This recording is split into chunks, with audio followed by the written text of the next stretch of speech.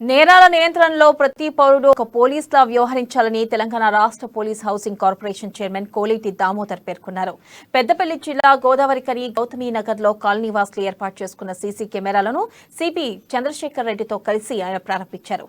ఎవరో వస్తారని ఏదో చేస్తారని ఎదురు చూడకుండా కాలనీవాసులు సీసీ కెమెరాలను ఏర్పాటు చేసుకోవడాన్ని ఆయన అభినందించారు.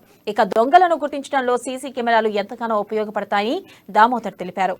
ఒక్కో సీసీ కెమెరా 100 మంది పోలీసుల తో సమానమని కాలనీలో సీసీ కెమెరాలను ఏర్పాటు చేసుకుని అసాంఘిక కార్యక్రమాలను అరికట్టవచ్చన్నారు.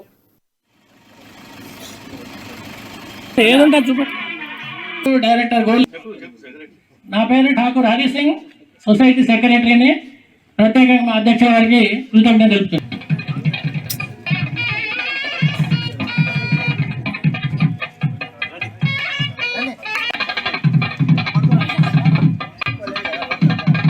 ఈరోజు గౌతమ్ నగర్ ఆధ్వర్యంలో సీసీ కెమెరాల ప్రారంభోత్సవం చాలా మంచి ఒక సామాజిక స్పృహ గౌతమ్ నగర్ వాస్తవ్యులది. ఒక నిఘా నేత్రాలు సీసీ కెమెరాలు అంటే ఒక 100 మంది వాచ్మెన్లు 100 మంది కాపలాదారులకు ఒక సీసీ కెమెరా ఈక్వల్.